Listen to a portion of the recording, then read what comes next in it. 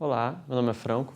Então, na aula passada a gente viu o teorema de Euler e viu alguns exemplos bem simples de aplicação desse teorema. Hoje a gente vai ver mais alguns problemas um pouco mais interessantes que usam o mesmo teorema, teorema de Euler. Então, nosso primeiro problema é o seguinte. Prove que não existe n maior do que 1, tal que n divide 2 elevado a n menos 1.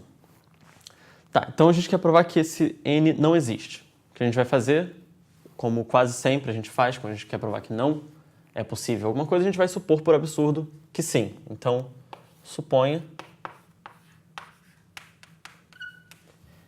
que n divide 2 elevado a n menos 1. Tá? Primeira observação aqui é que se n divide 2a n menos 1, bem, esse número aqui é ímpar, então n tem que ser ímpar automaticamente. Se n é ímpar, então n é primo com 2. Então a gente pode usar o teorema de Euler aqui. Então a gente sabe que para um outro expoente aqui, não n, mas φ de n, a gente sabe que essa divisão também vale. Então isso aqui implica n ímpar, que por sua vez implica que n divide 2 a φ de n menos 1. Certo? Então, n divide esses dois números ao mesmo tempo. Então, agora o que a gente deduz? Se n divide os dois, ele é um múltiplo, um divisor comum. Então, n tem que dividir o MDC desses dois números. 2a n menos 1 e 2 a φ de n menos 1. Okay? E o que acontece é que a gente consegue calcular o MDC desses dois números.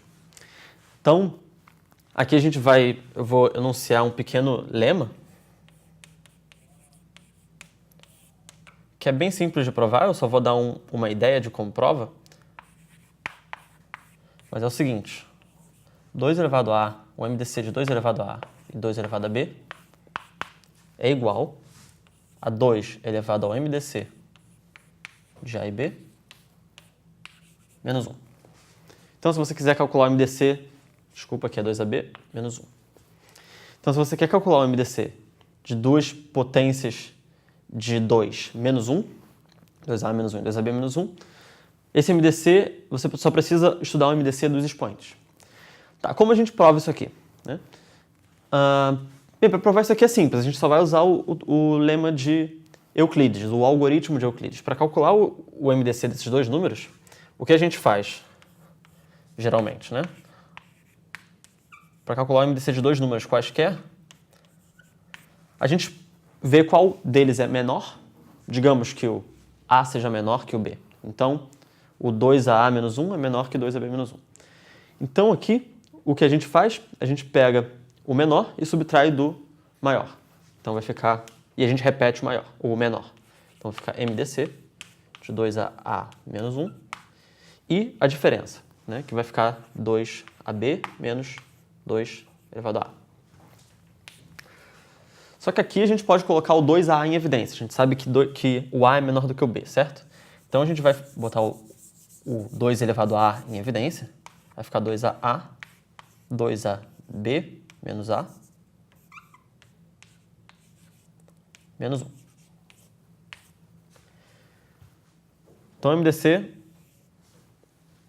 desses dois caras, desses dois aqui é o mesmo.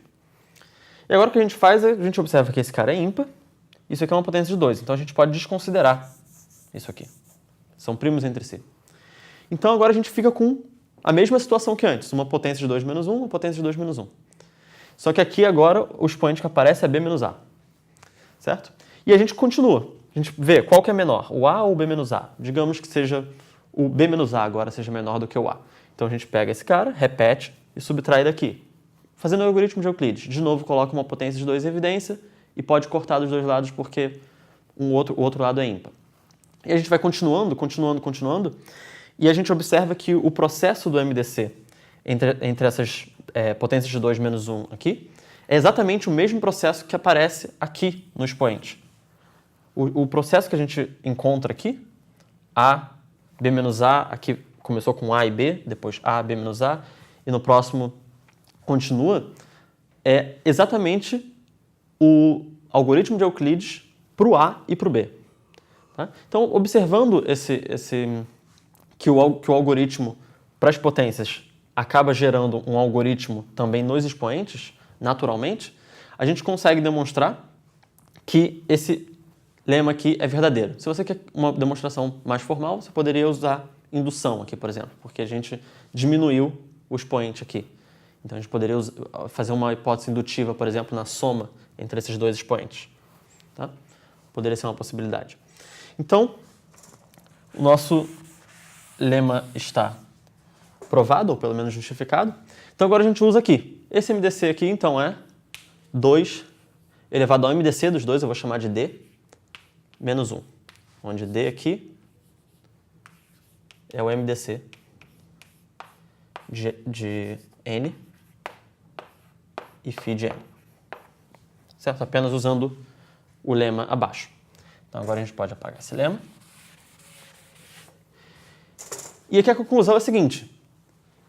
O N é divisível por D. Então, o D também divide essa potência. Então, 2 elevado a D D divide 2 elevado a D menos 1. Okay? Então, supondo que N divide 2AN menos 1, a gente chegou que D divide a 2AD menos 1, onde deu o MDC entre N e φ de N. Mas o MDC de N e φ de N é estritamente menor do que N, porque ele é menor ou igual que o φ, certo? Que é menor, sempre estritamente menor do que N. Então, com isso, a gente vai descendo. Se a gente consegue uma solução N, a gente consegue uma solução menor ainda, e menor ainda, e menor ainda. Então, o que a gente pode fazer aqui é supor que a gente começou com N, que é a menor solução, dentre todas as que existem, a gente supondo que existe uma solução para isso aqui, e a gente conseguiu concluir que a gente encontrou uma menor, que, portanto, seria um absurdo. Então, argumentando dessa forma, a gente termina a solução desse problema. Então, nosso próximo problema é o seguinte. Prove que existem infinitos múltiplos de 1991 da forma 1, 9, 9, 9, etc., 9, 1. Tá? Então, o que a gente vai fazer aqui é usar o teorema de Euler de novo. Para isso, a gente precisa achar alguma potência, né? O teorema de Euler envolve potências. Então, o que a gente vai fazer é escrever esse número genérico aqui de uma forma a aparecer alguma potência. Então, se aqui, digamos, a gente tem n noves nessa sequência, a gente pode escrever isso de uma outra forma, que é o seguinte, é como se a gente tivesse 2, 0, 0, 0, 0, 0, menos 9, certo? E o 2 com n mais 1 zeros é simplesmente 2 vezes 10 a n mais 1 menos 9. Então, esse número se escreve dessa forma. Aqui a gente já conseguiu fazer aparecer uma potência. Então, outra coisa legal daqui é que a gente está olhando módulo 1991, certo? E 10 é primo com 1991. Então, aqui a gente pode usar tranquilamente o teorema de Euler para potências de 10. Então, a nossa próxima observação é que se n for igual a 2, isso aqui claramente é múltiplo de 1991. Por quê? Porque simplesmente é igual a 1991, certo? Então, existe uma solução. Existe um n para o qual isso aqui é divisível por 1991. A gente só precisa provar que existem infinitos agora. E para isso a gente vai usar o teorema de Euler. Por quê? O teorema de Euler, ele te dá um expoente para o qual a potência é congruente a 1, sempre. Mas ele também te dá, isso de graça, um período para os restos de uma potência módulo um certo número. Então, se você vai olhando, por exemplo, 10 a 1, a 2, a 3, a 4, etc., módulo, digamos, 1991, você vai ver que em algum momento os restos vão começar a se repetir. E, na verdade, vai formar uma sequência periódica. O que está dizendo o teorema de Euler é que o período é um divisor de φ de n, ou seja, que φ de n serve como período. Então, aqui é só a gente pegar a solução fundamental, né, a nossa solução mínima, que é n igual a 2, que dá o próprio 1991, e a gente somar um múltiplo de φ. Então, vamos fazer isso mais formalmente. Tomamos n igual a um múltiplo k de φ de 1991. A gente não precisa calcular o φ dele, a gente só sabe que existe, isso é suficiente. E a gente soma aqui mais a solução que a gente sabe que é quando n igual a 2. Então, k igual a 0, a gente sabe que isso aí é a solução, porque dá exatamente 1991. Agora, isso é a solução sempre também. Por quê? Isso aqui implica que 2 elevado a 10 a n mais 1 menos 9 é exatamente igual a 2 vezes 10 a k vezes φ de 1991 vezes 10 a 2 mais 1, 3, menos 9. Certo? Então, a gente consegue escrever esse número dessa forma. Agora, esse cara aqui, ele é uma potência de 10 a φ de 1991. Portanto, esse cara é congruente a 1 módulo 1991 pelo teorema de Euler. Portanto, a gente pode jogar ele fora e a gente conclui que 2 vezes 10 a n mais 1 é congruente a 2 vezes 10 ao cubo, menos 9, desculpa. 2 menos 9 aqui.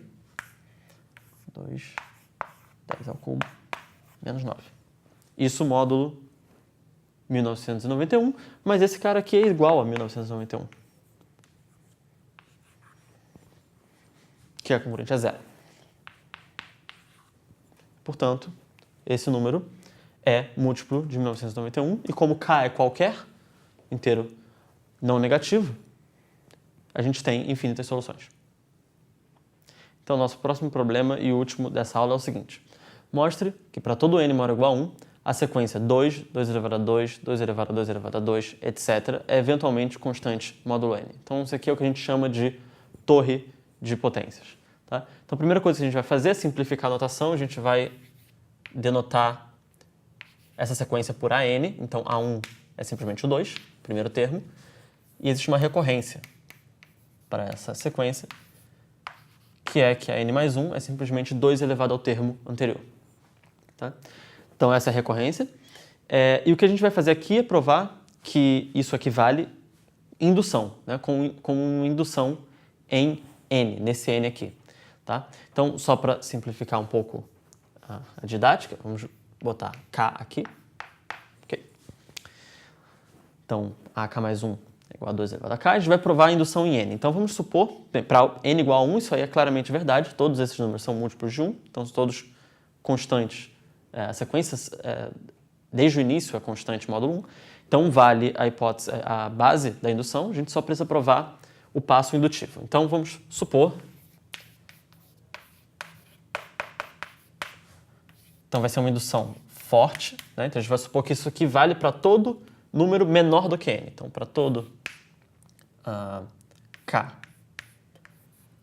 para todo j, digamos, j menor do que n, existe LJ, um KJ, tal que AK é congruente a KJ módulo J. Para todo K maior ou igual a KJ. Então, o que a gente está escrevendo aqui de forma complicada é simplesmente a hipótese da nossa indução. Ou seja, para todo número menor do que n, a gente tem um índice suficientemente grande, tal que a sequência para todo índice maior é constante módulo esse número. Certo? Isso para todo número menor do que n. Então, agora a gente quer provar que essa mesma coisa vale para n, ou seja, que existe um kn, tal que isso equivale módulo n para todo k maior ou igual a kn. Então, o que a gente vai fazer? A gente vai separar primeiro em dois casos, se n for ímpar e depois se n for par. Okay? Se n for ímpar, é um pouco mais fácil. O que a gente vai fazer é usar o teorema de Euler diretamente. Por quê? Se n é ímpar, então 2 é primo com n, e a gente pode usar o teorema de Euler. Então, o que a gente vai fazer é o seguinte. A sequência é constante a partir de um certo ponto, módulo φ de n, porque φ de n é menor do que n. Então, por hipótese, isso aqui vale. Então, se a sequência é constante módulo φ de n, ela também vai ser constante módulo n, se você esperar só uma etapa a mais, pelo teorema de Euler. Então, mais formalmente, o que isso significa? Que a gente sabe que AK é congruente a AK φ de n módulo φ de n para todo K maior ou igual a K φ de n. A gente sabe que isso é verdade, e como 2 é primo com n, a gente pode daqui concluir diretamente que 2 elevado a k é congruente a 2 elevado a k φ de n. Agora módulo n para todo k maior ou igual a k φ de n. Ok? Bem, agora só notar que isso aqui é o próximo termo, AK mais 1, e esse aqui é o AK φ de n mais 1. Então, todo termo maior do que K φ de n mais 1 é constante módulo n, né? Então, basta tomar Kn como sendo o K do φ de n mais 1. Espera uma etapa a mais e está tudo feito. Esse é o caso ímpar. Então, agora vamos tratar o caso par. Então, vamos apagar aqui.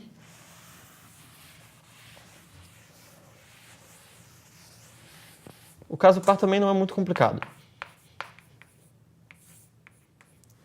Se n é par, a gente pode decompor em primos e vai aparecer alguma potência de 2, né? Então, a gente pode escrever n igual a 2 elevado a um certo alfa maior do que 1, vezes um m, onde m é ímpar e m é menor do que n. Né? M é menor do que n porque a gente supôs que n é par, portanto, alfa é maior ou igual a 1. Então, se a gente tem isso aqui, para que a sequência seja constante módulo n, basta que ela seja constante módulo m e constante módulo 2 a alfa, ao mesmo tempo, porque esses dois caras aqui são primos entre si. Então, se você tem uma sequência que a partir de um certo momento é constante módulo esse e módulo esse, então ela vai ser constante módulo produto também, módulo UMMC, deles dois, no caso. Então, basta provar que é constante módulo os dois. Mas isso é claro, porque a gente supôs, por hipótese, que a sequência é constante módulo todo número menor do que n. E o m é menor do que n. O 2 elevado a alfa pode ser que ele não seja menor do que n, pode ser que ele seja igual a n, né? Se o n for uma potência de 2. Mas isso aí também não é problema. Por quê? Porque esses números aqui, você pode ver que eles vão para infinito, eles são tão grandes quanto você queira. Então, para um índice muito grande, todo número vai ser dessa sequência, lá na frente, vai ser múltiplo, de fato, de 2 a alfa. Certo? Porque alfa está parado e essa sequência vai para infinito. Então, essa sequência aqui, a partir de um certo ponto, sempre vai ser múltipla de 2 alfa. Então, nesse caso, ela é constante módulo 2 alfa sempre, a partir de um certo ponto, e constante módulo m, por hipótese. Então, esse caso aqui também está feito, o que termina a demonstração.